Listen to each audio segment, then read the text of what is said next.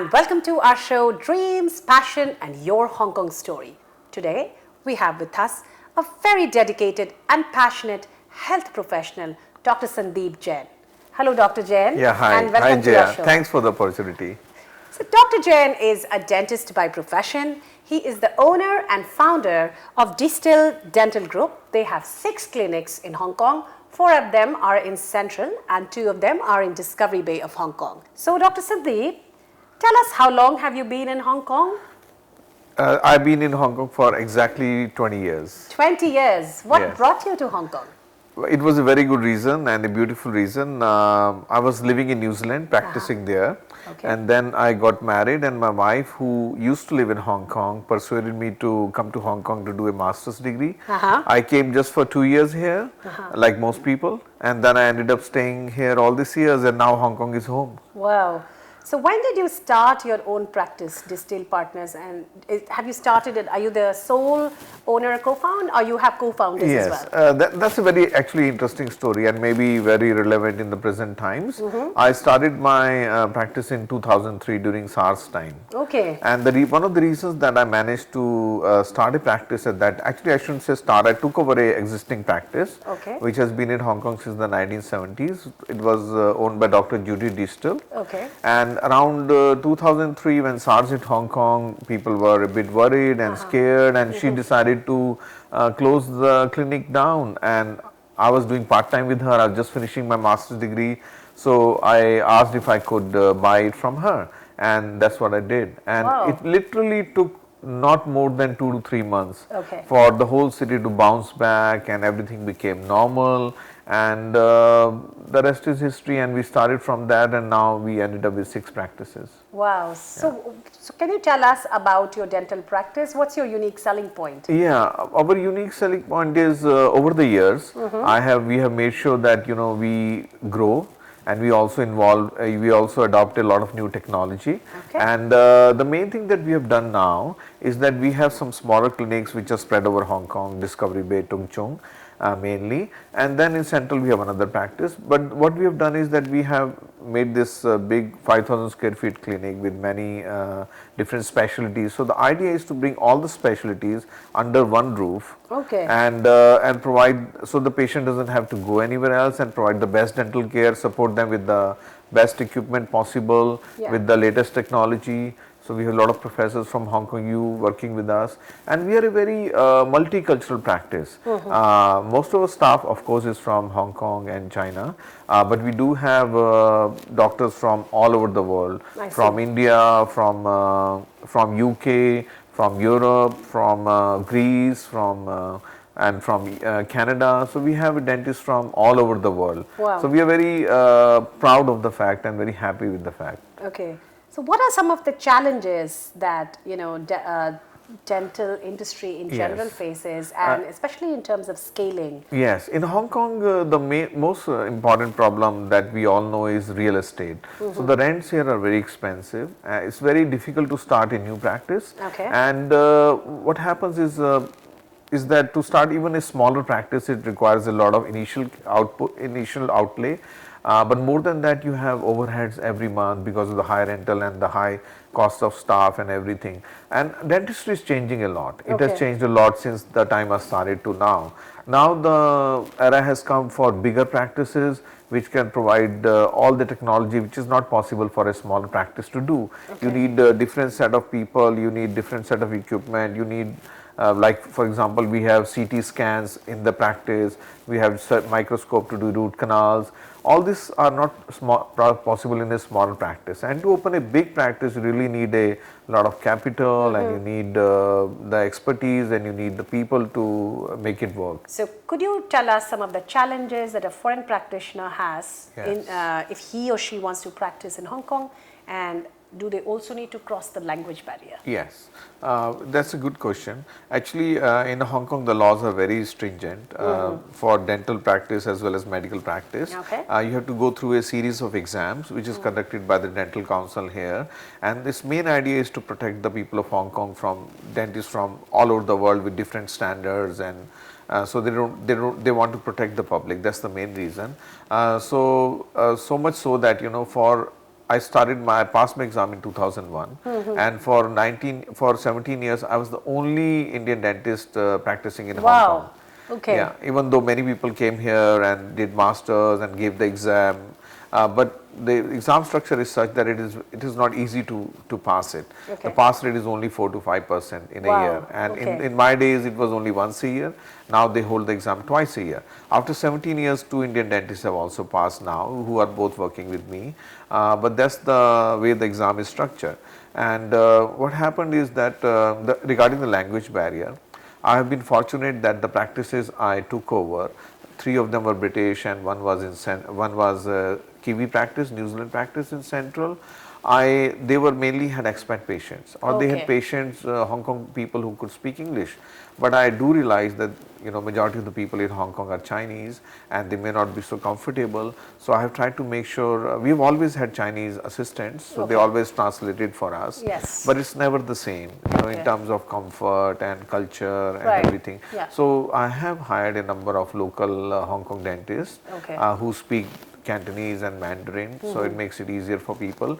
But yes, it can be difficult if you don't know the language. So is that an advice you would give to any young person who is not a local Hong Konger knowing Chinese to learn Mandarin or Cantonese in Hong Kong if they want to practice in Hong Kong or in China? It's always an advantage, but Cantonese language I have heard is quite difficult to master. Yeah. So it would be a good idea to do that. It would be a bit difficult for me at this stage, but for younger people, I would definitely recommend it. Recommend that. It would open more doors for you. Okay.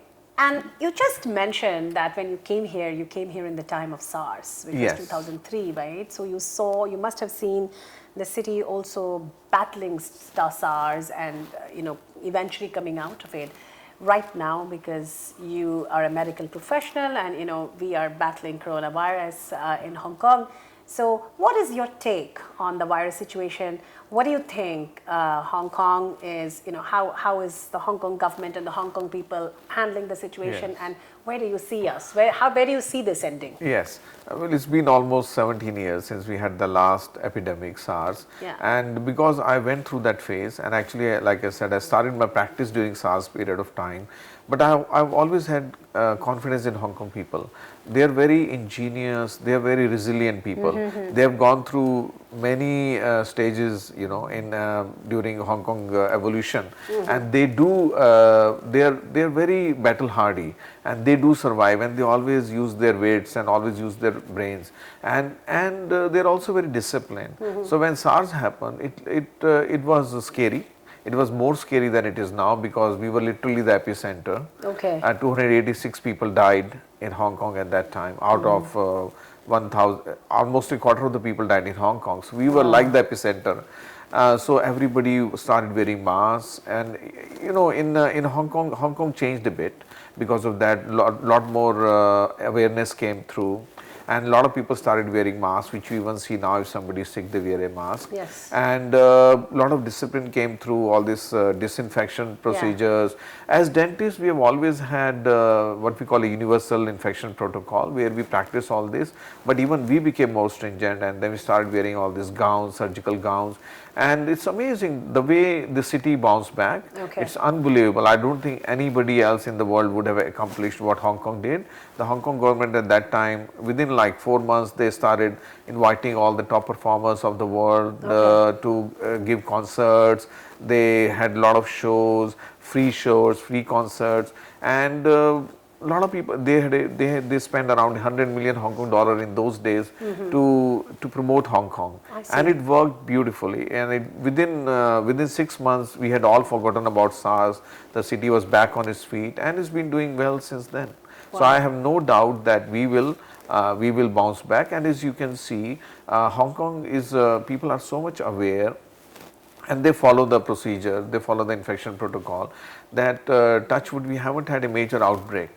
Even though we are so connected, we haven't had that, and the numbers are not growing. What advice would you give to the people of Hong Kong to watch out for their dental health? When should they see a specialist?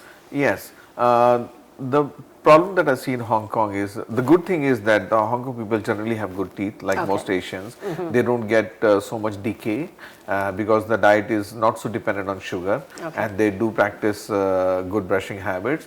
But the silent disease that I see here, and that is what I did my master degree in, is gum disease. The gum disease, when it happens, it is without any symptoms.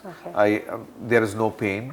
People don't suffer, they don't even know they have gum disease, but it is very highly prevalent in Hong Kong. And what makes it worse is that people sometimes do not visit the dentist regularly on a 6-month basis, as they would do in a Western country. So that can carry on for a long period of time and influence their health. And that, I would say, I would recommend people to visit the dentist at least once a year, if not twice a year, and follow the instructions. Brush morning and night, floss, and maybe use a small interdental brush if they are having some bleeding from the gums. Bleeding from the gums is the most common indicator of having gum disease.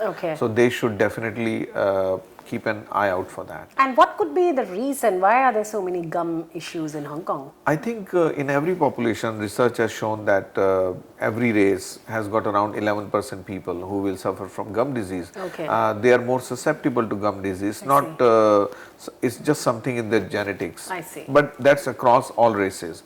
The problem gets worse when people do not see a dentist at a regular basis. If you see a dentist or a hygienist every 6 months to 1 year, then the severity of the gum disease will be much less. It gets worse if you do not see a dentist and you do not get your teeth cleaned, or you do not practice very good oral hygiene. All right. That's great to know. Tell us a little bit about your personal journey in Hong Kong. How has Hong Kong been for your family life? Hong Kong has, I can sincerely say that Hong Kong journey has been like a dream. I cannot believe that I've been here for 20 years. Things move very fast in Hong Kong. We are always having not just fun, but you're always busy, you are enjoying yourself. Time goes very fast here. My younger son was born here. My elder son was only 1 year old when we moved to Hong Kong, and we have lived here ever since, and we don't regret a single day of it. Wow. So where do you see yourself in the next 5 years now? Next 5 years, I see myself hopefully traveling a bit more. I've been, because of the practices, I've been very busy and involved. And so in the next 5 years, I hope to travel a bit more, do a lot more education, train all my staff a bit better. So hopefully they can, take over most of the clinical work from me. And mainly, and making sure that, we are a close-knit clinic with a family community, which I've been trying, which we are at the moment, and I've always been an advocate for that. Very, very blessed. We got 65 people from all parts of the world. How wonderful! Starting from Norway to Canada to Indonesia, Philippines. So multiculturalism of Hong Kong is reflected in your office. Like United Nations of dentistry. Very proud of that. Very nice. So. Are you ready for a rapid fire question? Yes, sure. Let's get into know Dr. Jain's Hong Kong life in a bit more fun way. You live in Discovery Bay. Yes. Which is a really beautiful part of Hong Kong, but is Discovery Bay an island or is it peninsula? Is it connected to land? Can you tell our audience, because there are some uniqueness about this place in Hong Kong? Yes. Actually, I can honestly say, and I've traveled to many parts of the world, I can honestly say that Discovery Bay is one of the best places I have found, and it's like a bubble. It's a very safe environment. It's actually is on the same island as the airport, which is Lantau Island. And we are there. We travel by ferry, as well as we are also connected by train and road. We do have we have people from. We talked about multiculturalism. Discovery Bay is very, very multicultural. We have people from all over the world. An example of that would be like we have a tennis tournament which is called Nations Cup. It has been going on for 26 years now. Every year we have had a Nations Cup, and 24 teams from all different parts of the world play in that tournament. So that means we have people of different nationalities playing for their own country in this tournament. That's just one example. And do they play in Discovery Bay? They play in Discovery Bay. I didn't know that. They live there, they play there, and we always have Spaniards, Italians, French. How wonderful. So we have enough people to make teams and play in that. community becomes the family. So I have heard that Discovery Bay, you cannot keep your own cars. You have to take the Yes. public transportation. Yeah, you right? cannot keep your That's own. for ecologically friendly. To keep it Ecological ecologically reasons, friendly. it's both a blessing and a curse, but I would say it's more of a blessing because that means that we don't have too much of internal traffic. Okay. The kids can go out on their bikes or people can run and we have less pollution. It's a bit of inconvenience sometimes, but we do have taxis can go to a particular part of Discovery Bay and it's a lot easier now. Wonderful. But yeah, it's and children. I forgot to mention the children really have a great time there. My son, who was born there and grew up there, he's a complete sportsman. We have rugby, we have tennis, and we all play within. We can walk down to the courts, we can walk down to the ground. They can go by themselves. I don't think anywhere in the world you can do that. Okay. And we have a lot of charities going on, a lot of tournaments going on. We have what is called a team fair race, which is I think the only adventure race in the world for kids. Wow. Where they run for 10 kilometers, they jump into the sea. And all this happens in Discovery All Bay. this happens in Discovery Bay. And your favorite sport? Tennis. Okay, so you Yes. play tennis? Yes, I play tennis. Very nice. Yeah. And what's your favorite formal dining place in Hong Kong? The Gardis at the Peninsula. Okay. Yeah. What kind of cuisine do they have? Mainly French. Mainly French. And your yeah. favorite casual dining place? Casual dining place would be Chili Fagara, which is a spicy, Chinese restaurant, Sichuan. Yeah. Yeah, in Central, yeah. And three words that describes, or three sentences that describes your Hong Kong life. Vibrant, Okay. dynamic, fulfilling, interesting. All right. So as a Hong Konger, what are you most proud about Hong Kong? I am proud about the people here. Okay. I think they're very special people. They work hard, they play hard, they have a lot of discipline. Things get done here. If you give somebody a duty, they will make sure it's done. Not just done, it's done properly. And people are very ingenious here. Okay. And they move very fast. If there's anything, any opportunity, any challenge, they're up to it. So that's the best thing about Hong Kong. Perfect. So what would you tell the business leaders or policymakers around the world? Why should they engage with Hong Kong? Hong Kong is an ideal place, especially if you want to do business in China. I have a lot of patients who work in China, but they live in Hong Kong or their families live in Hong Kong, because it is a perfect balance of Western as well as Chinese values, and we do have a beautiful mix of that, and we have very good schools. Some of the top schools in the world are in Hong Kong. People are very educated. The rule of law is very good in Hong Kong. Things work here. If there is any dispute, financial or otherwise, it can be dealt with in a very in a very proper way.